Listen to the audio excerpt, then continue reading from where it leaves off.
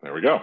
And now we're recording. So welcome, Toolbox Tuesday. If you just joined, you missed me calling it Taco Tuesday just a minute ago, but it is Toolbox Tuesday. I'm excited to have you, and I'm excited for our guests today. We've got Tim Healy and Dean Mazzaro, or Marazzo, excuse me, Dean, from Priority. And if you've been around PayCompass, you know that Priority is really one of our most critical and most successful partnerships. They are just a fantastic group of guys. In fact, Tim and I sat together at dinner at the Western States Choirs Association meeting. It felt like a couple weeks ago. It was a couple months ago at this point because it For was right real. after Halloween. But yeah, we're in San Diego together, and it was great to see those guys at that show. We always really enjoy connecting with them, and I'm excited for this one. They're going to talk about eTab, which is a really, really cool product of theirs that does online food ordering. And I don't want to steal too much of their thunder. Before we get started, just a couple of reminders. So again, we have this every other Tuesday. The alternating Tuesdays are Coffee with Closers, which are a little bit more of an informal conversation. If anybody from your team couldn't make it today, we will be posting the recording, and I'll send an email out about that later this afternoon, just so you have a chance to pick up on it. As you want to ask questions, the guys will be pausing to take time for questions. So feel free to unmute yourself and ask those questions. If you're not comfortable doing that for whatever reason, drop the question into the group chat, and I'll be monitoring that the whole time, and I'll be able to ask the questions as well. And that's really it. Again, Tim and Dean, I'm excited to have you guys. I don't want to steal too much of your time because I know you've got a lot to present. So at this point, I'm gonna stop talking and turn it over to you to start, Tim. Beautiful, John. Thanks so much. Well, a pleasure meeting everybody today, and happy 2024. Just want to confirm my screen can be seen and I can be heard. Yep, We you're good all there? good. Beautiful. Yes, Well, sir. very excited to take everybody through the wonderful world of eTab for those that haven't yet, which of course is our online ordering platform. Ideally, what I'll be doing for you guys is I'm going to go through a presentation deck. We'll talk a little bit about the online ordering industry itself. We'll touch on a little bit of the competitors. And of course, we'll go through the details of eTab, as well as not just sales tips and strategies, but we'll also take you through the implementation side of eTab. And then towards the end of the presentation, Dean will take over, and he's actually going to do a live demo with you guys, so you can see what that customer ordering experience is like. And to let you know, you guys have the abilities to do exactly what Dean is going to do for us on this presentation as well. So we'll make sure you have that information. But with that being said, let's get kicked off right into it. And let's start with the why. So why online ordering? Well, let's be honest with each other. The reality of it is there is a generation of people that only order through this type of ordering method. They're not the type of person that wants to call a restaurant and speak to people, my kids included, right? I got 16-year-olds, and they look at a screen all day long, and they don't like talking to people. And that's just the life we live today. And additionally, the pandemic, COVID, really forced a lot of businesses to take on this type of ordering platform, really to keep their business afloat. So we saw a gigantic increase in online ordering adoption during the pandemic, and that continues forward today. Additionally, online ordering can help a business improve their operational efficiency. And what I mean by that is if you take a restaurant that, say, doesn't have online ordering today, and maybe they have 2 phone lines, right? Well, the reality of it is they can only take 2 orders at a time. And how many times are people going to dial a phone and get a busy signal before they move on to the next restaurant, right? I mean, just in my neighborhood alone, I have 4 pizza places. And I'll use pizza places as a reference a little bit through this presentation, because I would say pizza places are probably the most predominant restaurant vertical that takes on online ordering. But of course, everybody does it today, right? And with that being said, on the operational efficiency side of things is let's take most of the time, the responsibility of ordering falls on the business owner when it's not done through an online ordering process. And what I mean by that is, let's take those same 2 phone lines into consideration. You have a customer call that restaurant. They say, hey, I want to get a large pepperoni, half mushroom pizza. That employee writes down that on the slip. They hand it to the chef.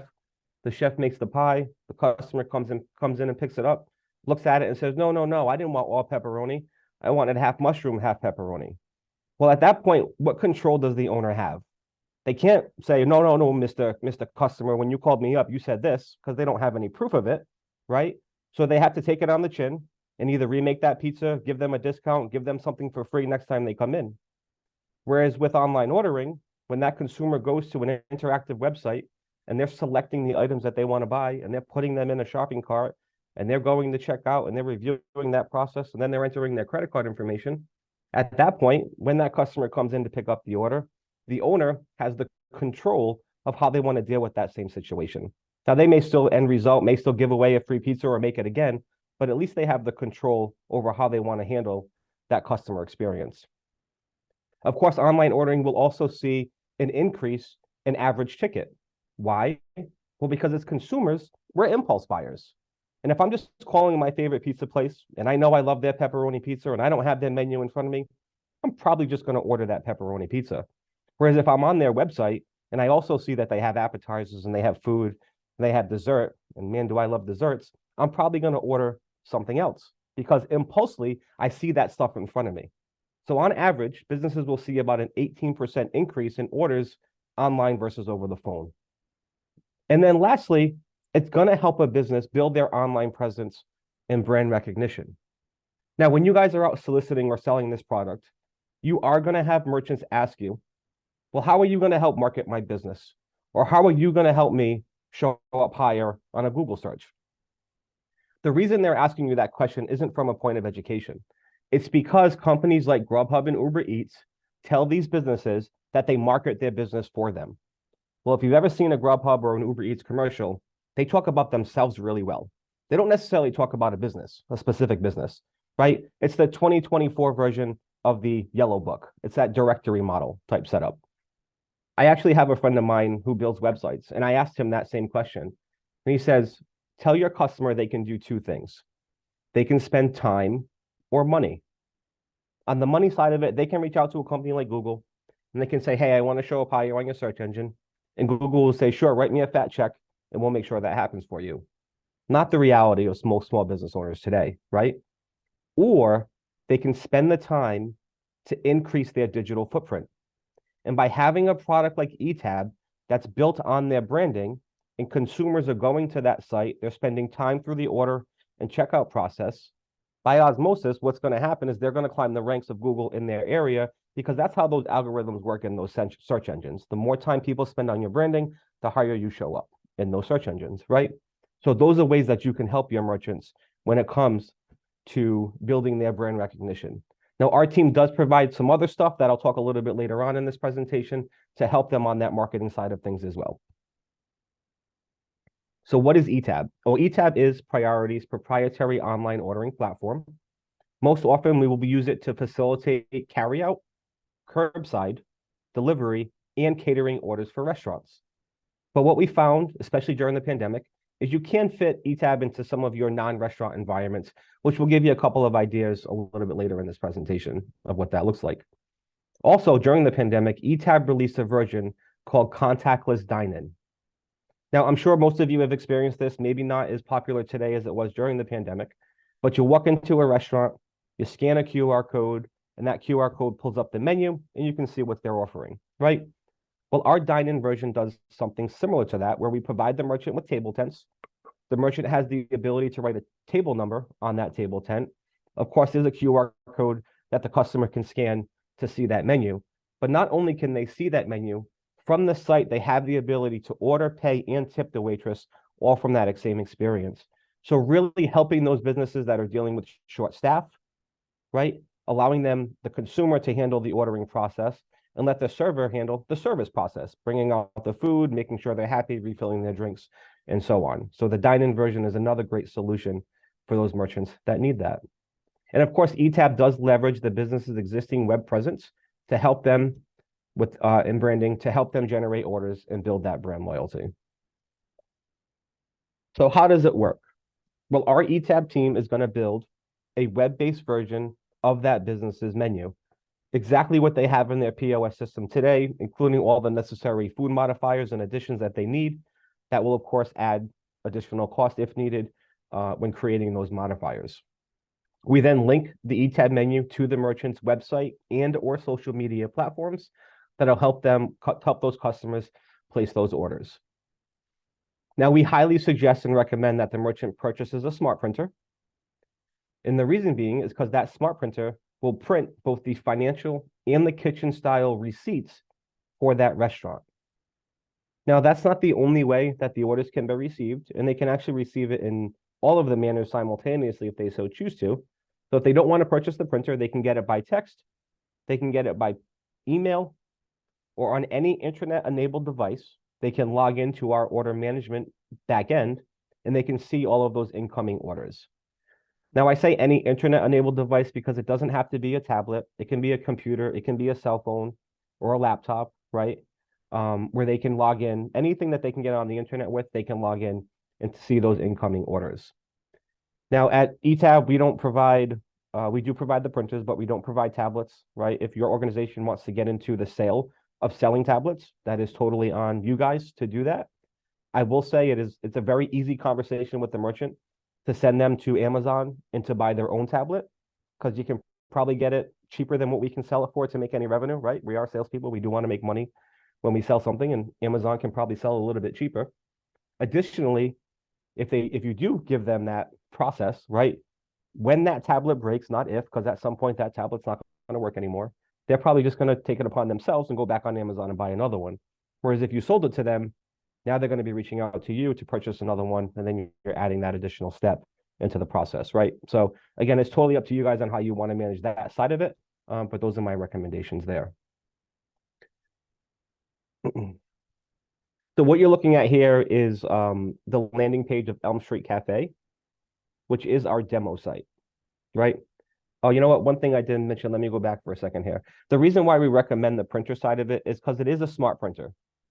And when we do the setup for your merchant is selecting lead times as far as how much time they need to make a carryout or a delivery order. So most commonly, that's 30 to 45 minutes in that order process, right? So what that means is if a consumer goes online and that merchant has a 30-minute lead time, and that consumer goes in at 12 o'clock, then the earliest they'd be able to pick up their food is 12:30, right?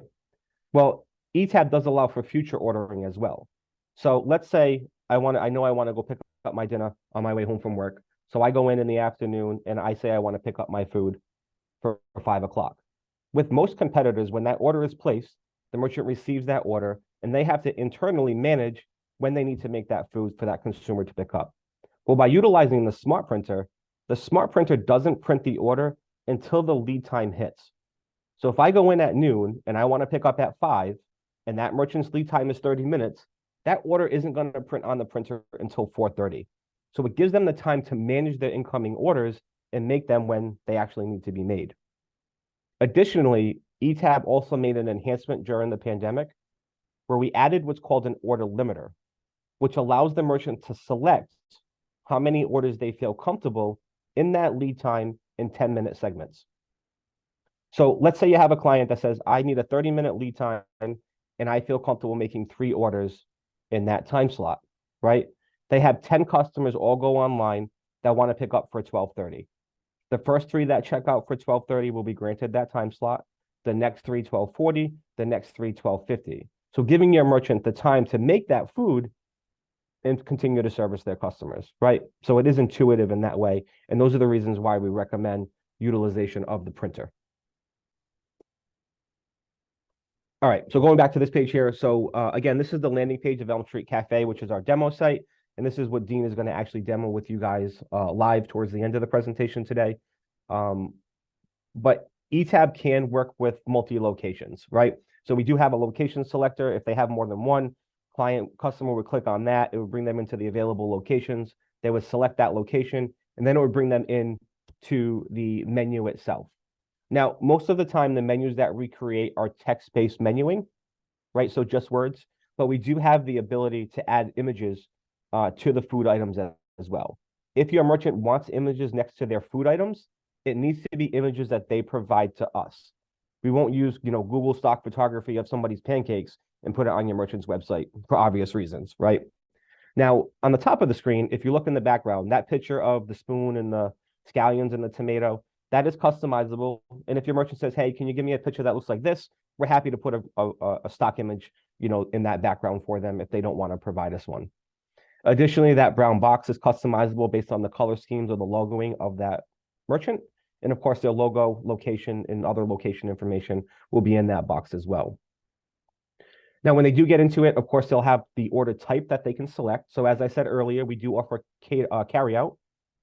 Curbside is a selectable option for carryout. So if your merchant doesn't want to bring the food out to their customers, they can have that turned off in the background, so that option wouldn't be available. Of course, if they want to bring it out, then curbside would be able to be selected in the carryout section by the consumer, and then the customer can obviously alert the restaurant that they're there, and they can bring the food out to them. And then we also have delivery. Now, when it comes to delivery, we actually have two different options during the setup process. And let me go through those with you guys real quick. So option one would be that the merchant has their own employees as delivery drivers, right? We do use Google Maps technology. So during the setup, your merchant has the ability to create different delivery zones.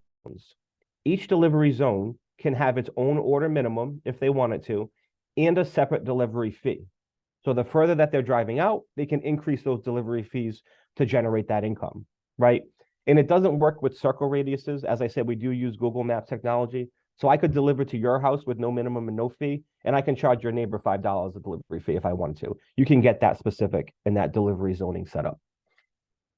Option two, the merchant doesn't have their employees for delivery, but they still want to be able to have their food delivered. We do have an integration with DoorDash, where we're utilizing DoorDash's drivers network, not any of their technology. Now, DoorDash does charge a fee to the merchant, and they collect from the merchant, in which that merchant can pass on that delivery fee to the consumer at 100% if they so choose to. Additionally, the tip associated to that transaction also goes to the delivery driver. So just make sure you keep that in mind. Now, after the order type is selected, it'll go into the menu.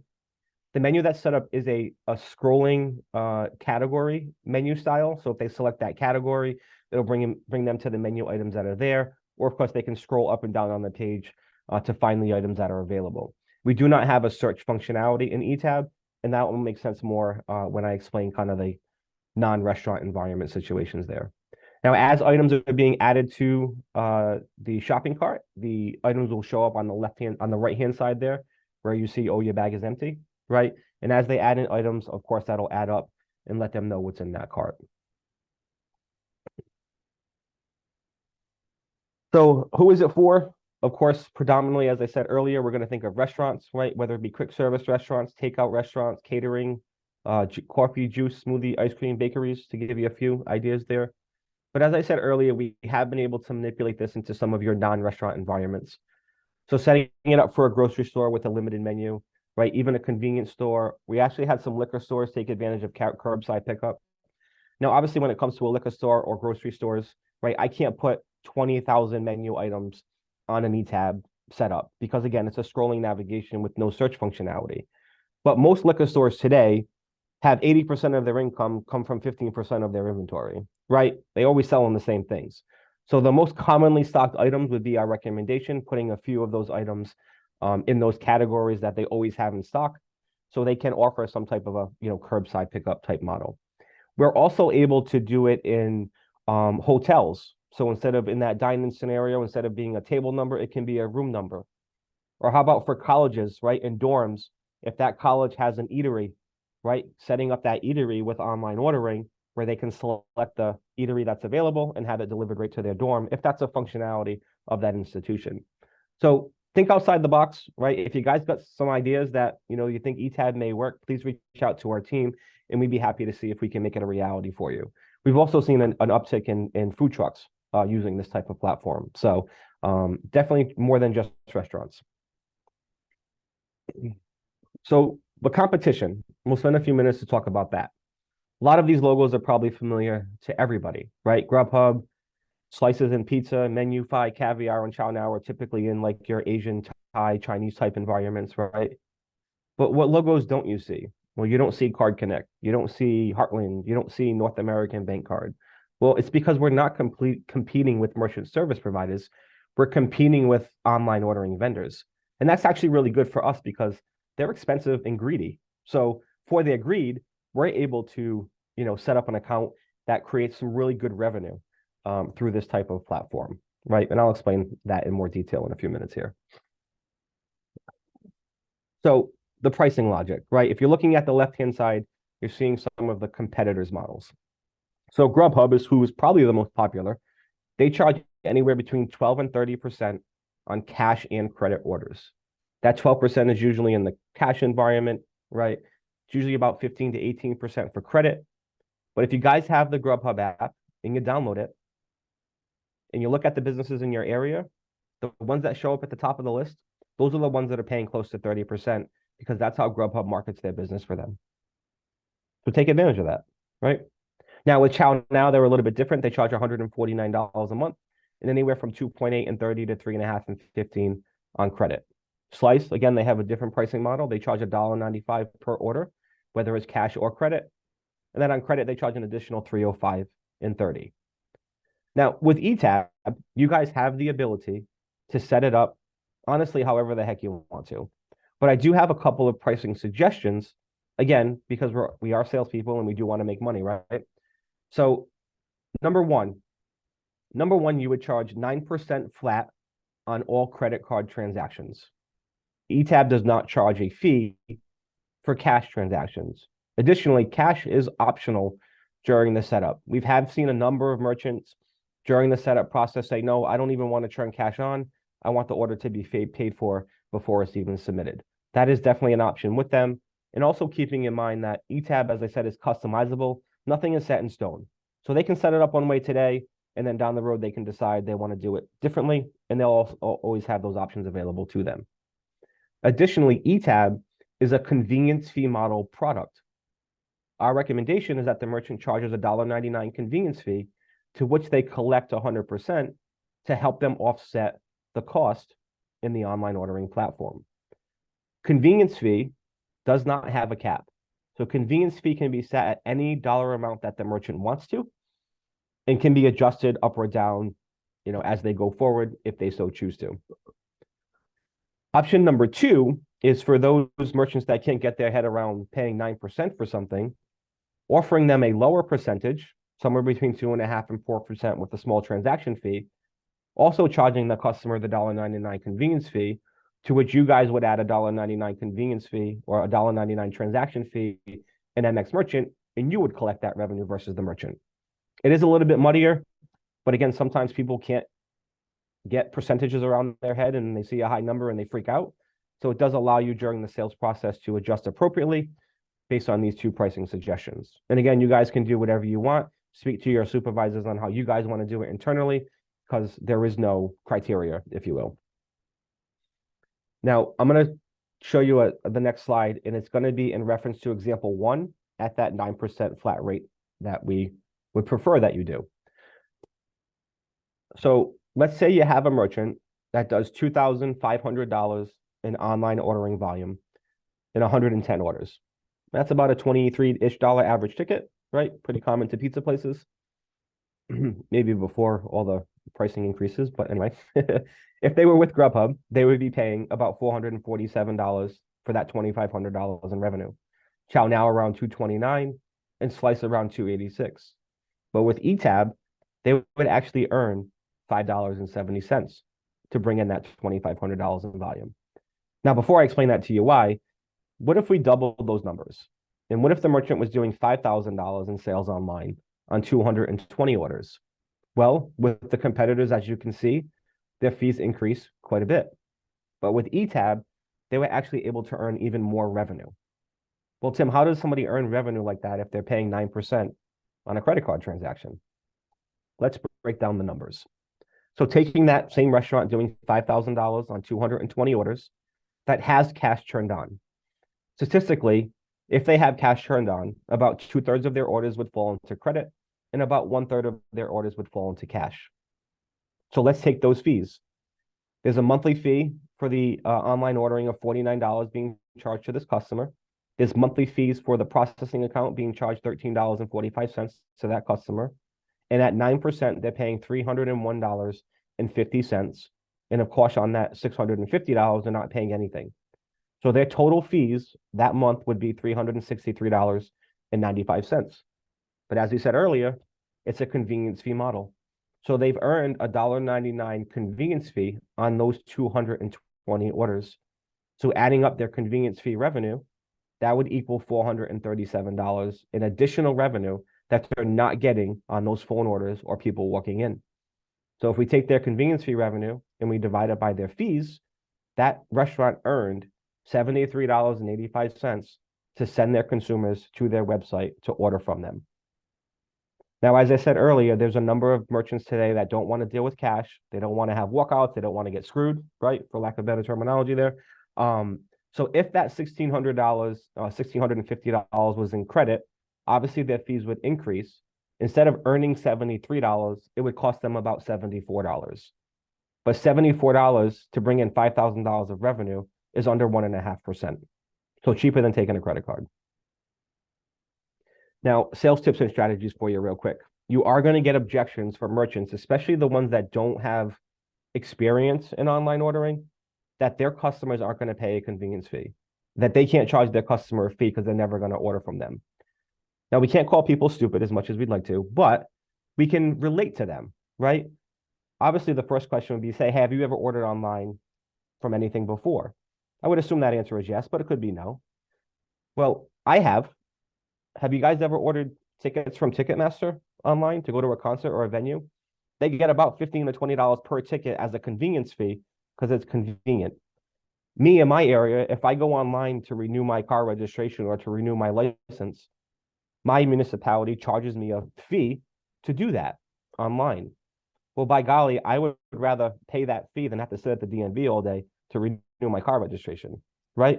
So use those real life examples, and I'm sure you have some of your own when explaining the fee revenue to your consumers, or to your merchants, I should say, right? Now, the reality of it is how you introduce a product to your customer base is how they're going to understand the product. So my recommendation to all merchants that I sell this product to is start with a convenience fee as high as you think you can get. If that's $1.99, great. I have a guy in New Jersey that charges $4.99 convenience fee. Do the math on that, right? Because if you introduce it to them, that's how they're going to understand it. And down the road, if you decide you want to reduce your convenience fee or take it away, I promise you, you are not going to get any negative customer feedback from doing that. However, if you introduce the product to your customer base without a convenience fee, and down the road, you're like, shoot, I really would like to make more money. Who wouldn't? And you implement a convenience fee, then anybody that ordered from you previously without that convenience fee and now is paying one, that's when you're going to create that negative customer experience. So introduce it with one, reevaluate 30, 60, 90 days down the road. If you're not getting any phone calls from people saying, hey, I'm not ordering online from you because you have a convenience fee, then take it away.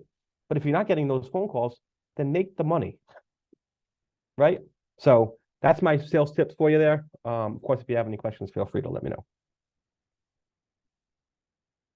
So our pricing logic, it's a convenience fee model, as I said, that provides the merchant a reasonable way to offset the cost in providing online ordering to their customers. Based on their average ticket and transaction volume, the merchant's online ordering costs can be below the average cost of accepting a credit card. And as you saw in some instances, they can't actually create this as another revenue source for themselves.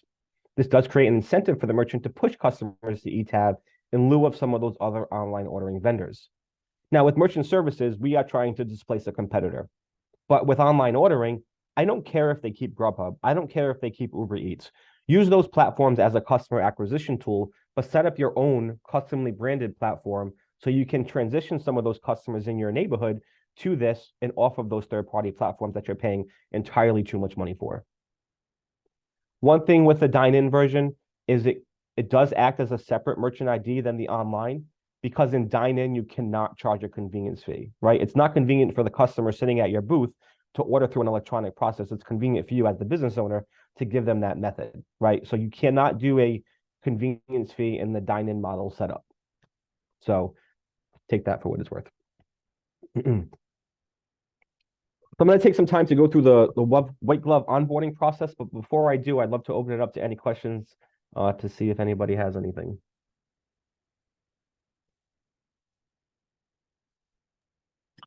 Tim, I'll say we had a question come in through the chat about integrations to any of the kind of popular or major point of sale systems at restaurants. Great question. So MXM POS, which is Priority's POS system, eTab is integrated to that. We do have an integration with Union POS as well. It's no longer a partner of ours, but they are a POS company out there that eTab is still integrated to. And we do or did have an integration with Micros, but the experience in integrating to Micros is not only super, super expensive for the merchant, it never really panned out to be a positive experience. So if someone does have a Micros client and want to see if we can integrate eTab, reach out to me directly and I'll work through the channels to see if that's still a viable solution. Other than that, no, eTab does typically act as a standalone product and can act as a standalone product. Now, if you guys have relationships with any software vendors, and Dean can probably speak more intelligently on this than I can, but we are always open and willing to work with companies in regards to integrations if you guys have those contacts. Yes, indeed. One other question that came through the oh yes, thanks, Sure. Dean. One other question that came through the chat: how does this compare to Clover's online ordering? Well, I am not all that familiar with Clover's online ordering, if I'm being honest, but I do typically understand that you do have to have Clover equipment and you have to download a Clover app to be able to do their online ordering. And obviously, in that situation, there are other fees involved for Clover apps and stuff like that. So I would assume that it probably works similarly in the setup and ordering process. But you will see some additional things during the onboarding process that we do that aren't like most of our competitors. And then I know you had mentioned kind of right as we were finishing that section that this is not necessarily, and we're not necessarily encouraging them to replace DoorDash or any of those, right? This is kind of a supplement that eventually can move them towards doing it directly with us, but keeping those relationships from an acquisition standpoint still works, right? Exactly the thought process, right? So keeping Grubhub and Uber Eats as a customer acquisition tool. The reality of it is that especially if you're in an area, a tourist area, a vacation area, business area, right? The reality of it is those folks that are traveling to that destination, they're not going to know your area. So they are going to use those third-party apps to find what's available in that area. And you don't want to lose that business. But if that's the only option you have as a business owner, then the people that live in your neighborhood are going through those platforms as well. If you educate the people in your neighborhood to say that you have your own, I promise you a good percentage of those customers, because they like your small business, they're going to transition over to your own platform. So if you're doing $10,000 or $15,000 a month in Grubhub, and you guys saw the numbers, right? If you can even transition, $4,000 to $5,000 to $6,000 of that volume to your own platform, think about the money from an annual basis that merchant can save. That's great. Thank you. Any other questions that folks have? I'll stop talking. Oh, is DoorDash availability for delivery fulfillment from the eTab page, or if they have their own delivery staff, do they use their own? So it's one or the other during our setup. So you can't simultaneously have DoorDash and your own drivers integrated to your single platform, right? So it is one or the other during the setup process. In regards to that, it's all done through the eTab site. It isn't going to revert them over to DoorDash or anything like that in regards to it if they do have the DoorDash integration. It's literally just communicating through the back end to DoorDash to their driver network. Was that it, John? That's everything I've got in the chat. Yeah, I think we'll keep rolling, and we'll give an opportunity for questions a little bit later. Turn those wheels. Think about them, right? All right. So let's go through the onboarding process so you can understand what your responsibilities are, of course, what our team does and what your merchant can expect, right? So your responsibilities. Of course, you guys need to generate a merchant ID number by completing a Priority Payment Systems merchant processing application. Once that merchant ID number is approved, you're going to want to go to prioritysubmission.com. At prioritysubmission.com, there's a tile that says eTab. You'll click on that and you'll fill out that page appropriately. Data entry, right? Now, there is an onboarding application for eTab required, and you can find that onboarding application in University. There's also an equipment order form if you guys are ordering the printers through us. And John, we can speak to this on the offside of it, that you can submit that order form as well. And then lastly, we would need a copy of that merchant's menu, right? Now that it can be in digital, it can be in PDF. You can put in the note section, hey, merchant's menu is on their website. Go grab the information from there, and that's totally fine. So just communicate to the team how they're going to get the menu information to start creating the menu. I will say that most of the time there is a back and forth communication with the merchant in regards to the menu build, because what's on the menu visually to a customer isn't necessarily all the nuances that are needed within that menuing, right? Like modifiers, how is it, like temperatures, of food being cooked, different things of that nature. So we want to make sure that we have the menu as accurate to their POS system that they have today. Really quick, I just want to cover this because this typically what stalls a merchant going live with eTab, and it's the implementation side of it. So where are those buttons going, right? So those customers can click on that and start ordering food. Most commonly, a merchant will choose option 1 or option 2 and option 3. So let's start with option 1, button on existing website. That means your merchant already has a website, they already have web presence. They just want to add a button that says order today, online ordering, or whatever it may be, right? Who's going to put that button on the website? Is it our team? We're happy to do that for you or for them, but the merchant would need to provide us their credentials to get logged into the back end of their website. Or maybe it's their developer, right? They have a web developer that does it for them. Well, if you want to provide our team with the web developer's contact information, we'd be happy to reach out to that web developer directly to provide them the information to get the button and not leave that responsibility on your merchant. The reality of it is a merchant is really busy running their business.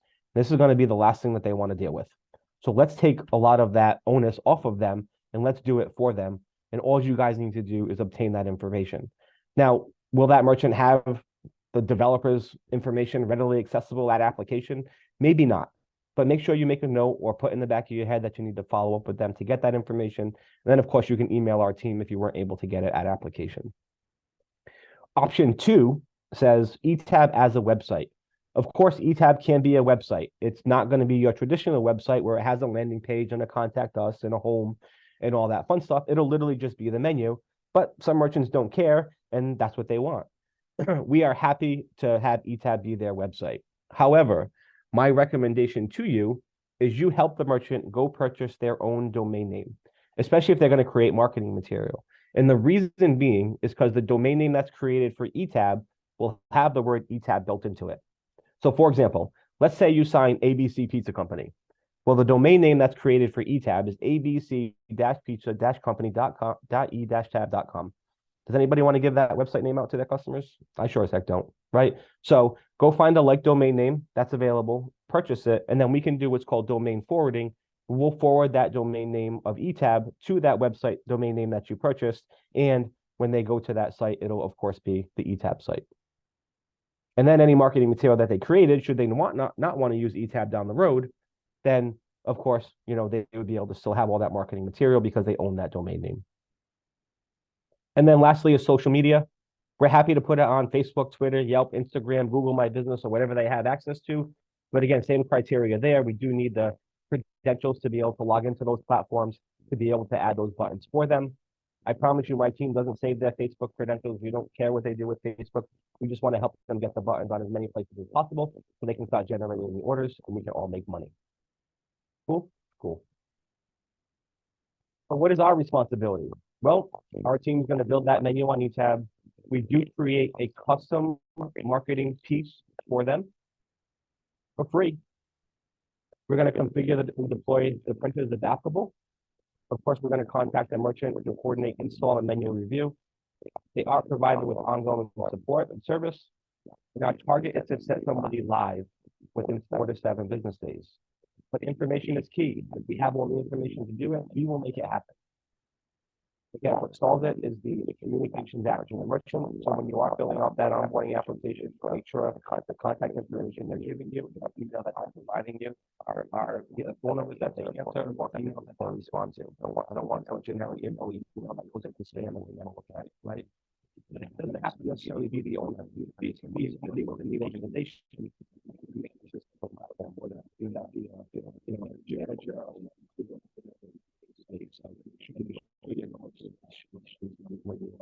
Hey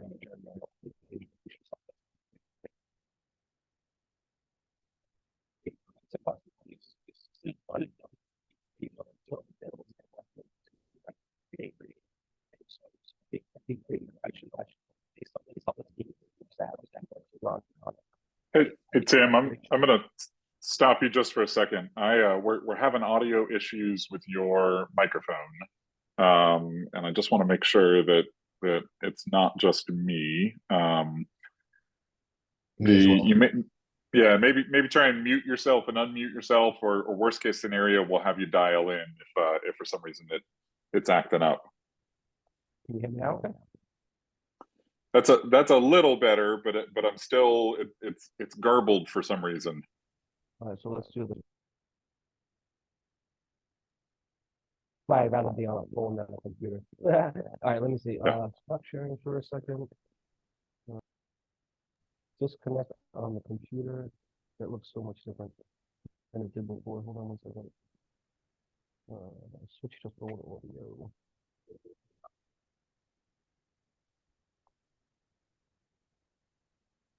All right, we'll give Tim just a second here to dial in, just so we can make sure we've got good audio. Welcome to Zoom. Enter your meeting ID.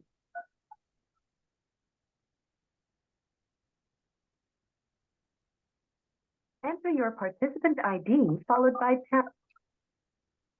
You are in the meeting now. This meeting. How about now? Can you hear me? Yes, that's much better. Thanks for making that adjustment. I'm happy to go backwards on whatever was missed. What was the last thing that was heard? It was really just the last 30 or 45 seconds. So I think you're good to just keep rolling. All right, beautiful. So our team does create a custom marketing piece for your merchant. Don't forget to share your screen again, too. Well, fine. My first day with technology, sorry guys. Thank you, sir. Beautiful, thank you. All right, so our team does create a custom digital marketing piece for your merchant. As you can see, it's very clean, very professional, color coded to their color schemes, hours of operation, business information, of course a QR code that can get them to the ordering website. We create this in digital form. We'll email that PDF off to the merchant. They can of course request any edits on that form if they want to change it in any way, shape, or form, which we'll gladly do for them. After they've approved the piece, we also print out 100 copies in a postcard style paper, and we mail that off to them when we're sending the printer or not, that they can use to start passing out material, right? Throw it in the Grubhub bags, right? Give it to their customers to let them know that they have their own platform. Now, when they run out of those 100, they can of course reach out to our team and order more, and depending on quantity, there would be a cost. But as I said, we provide them with a PDF. So if they want to find their own print source, have at it. We don't care. Go make copies however you want to, right? But another way to enhance that experience and building the value in that sales process for you guys, because we don't charge them anything for it. So that. All right. So now what can your merchant expect, right? So once you guys go to the submission portal and submit the request, our team is going to send them an email to let them know that their application has been received and that the menu build is in process. Next, we'll send them an email with a copy of that marketing piece. And again, they can request any edits. Then we'll send them a third email with a link to the menu so they can review and request any edits there, as well as the shipping information for the printer, if applicable. When they receive the printer or the marketing pieces or all of it, what's included is a go live instructional packet that looks like this. So a paragraph, pictures of the printer and what's included in the box, how to plug it all in, what to do, try to make it as dummy proof as possible. Of course, the support line is there as well. So once they have it all plugged in, they'll reach out to the support line. We'll do a test transaction. They'll get a test print, and then we know that it's working. We'll switch it to live. Then they'll be able to start taking those orders. And that is eTab in a nutshell. Before I turn it back over to Dean to do that live demo with you guys real quick, would love to see if there's any questions you have.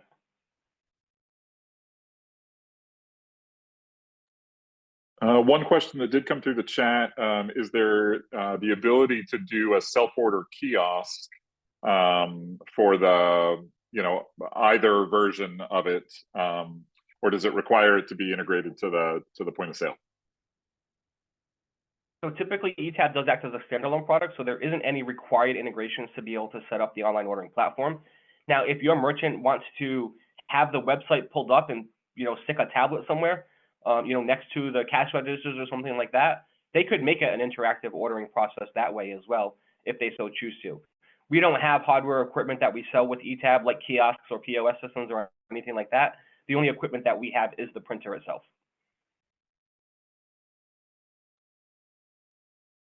Okay, perfect.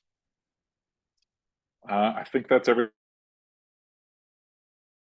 Beautiful. Well, Dean, I'll turn it over to you. If you want to share your screen and do that customer experience ordering with them, feel free to. While he's getting situated there, what I will say, guys, is when it comes to eTab, there really is, I would say, two types of merchants out there. There's a merchant that likes technology, right? So they're going to want to learn the back end. Maybe they're going to want to learn how to create their own menu items and pricing and stuff like that. Our team does teach them that, happily. However, you will run into merchants that maybe don't like technology, don't want to go on a computer, whatever it may be. We'll service that client as well. All they have to do is email our team with any menu edit requests or updates, and we can do that for them. And again, that's included in their services with the platform. All right. So I know that we were talking about tacos earlier, but we don't have any tacos on here, unfortunately. But I thought I would just give you guys a couple different views here. So as Tim mentioned, there is the ability to put images in there. I personally am a big fan of it. I think it makes them look just far more professional. But another way that we set these up, and again, we do get very specific for the merchant. So although we don't want to hold up their, the live date, we do want this to be exactly the way they want it. And with a lot of the bigger, the more third-party apps, they really aren't. I see it myself when I use them. They use different mod groups and whatnot, and it kind of looks messy. And maybe I'm just noticing it because I do this, but I think that it looks, a lot better when, like here. So these are different things, right? So this sandwich comes with certain items already. So as opposed to using the special instructions, because as we know, sometimes based on our little message here, customers can add things that, have a price to them and they'll put that in the special instructions. And how is the restaurant supposed to charge for that? So instead, what you can do is have things pre-selected. So let's say they wanted this tuna sandwich. Obviously, there's two sizes, and this is a pre-selected kind of required selection here. So this order can't be submitted without the size. So the kitchen doesn't have to call, nothing like that. And then we have the toppings already there. So let's say they don't want the lettuce, they can just deselect it. And then when they add that to the bag, you'll see it says no lettuce there. So it even actually is set up in a way to help the kitchen out as well. So now I want to show you also just quickly here the pizza. So pizzas, obviously, as we talked about, this is a big, online ordering and pizzas, they kind of go hand in hand, you could say. So let's say they were building their own pizza. Again, the size is already there and one has to be selected. So it can't be placed without the size. And then we'll start fresh here. Let's say they wanted bacon, but they only wanted it on the left side. So if they just select it, it'll be bacon, one portion of bacon topping on the whole thing, or they could do just the left. So we'll leave it with the left side as one and the right side as none. And I'm going to add this to the bag again, just so you can see that on the ticket, it's going to specify that as well for the kitchen. And as you saw, those were deselected, so it said no. Now, when we place the order, now I have this in test mode so we can go fully through the order and actually place it and see kind of what a ticket would look like. So, and I apologize that keeps being in the way there. But so this is what the checkout page would be, and they can add a payment description there, the merchants, they can get a message across if they'd like. And with eTab, they have to provide an email and or a phone number. If they provide their email, actually, the merchant can export those emails and they can use them to market, which is an awesome little feature and tool. It's not very common, actually. So we're just going to do text message, and we'll place this order. So once the order is placed, the customer is going to get brought to this checkout page. And of course, they're going to get that email receipt via, text or, like I said, email. And let's say they needed some help or they wanted to, get the receipt again, they can redo that. And from here, they can actually even create an account. So if they're a habitual orderer, they can, create their account and they can just click reorder. I personally am one of those people, so I appreciate that feature. But that there is the customer experience when using eTab. So one thing that Dean reminded me of during this presentation real quick is that customer account creation. So eTab, as Dean said, does allow the customer to create an account. It does save their order history. They do have the ability to save card on file. And as we mentioned earlier, we give your merchant access to the back end if they want it. So what that means is they also have access to that customer database. Now, we don't have any built-in marketing services, but they can export that information, right? They could sign up for a Constant Contact, a MailChimp, or even a text marketing service, and they can directly market to their own customer base for those customers that are using their online ordering platform. So unlike those third-party competitors like Grubhub and Uber Eats, where of course customers can create accounts there, those platforms are keeping that customer data for themselves and they're marketing to your merchant's customers on their own branding, right? So that's another really good value add sales tip there, that we do give them access to that customer database and they can market directly to their own clientele.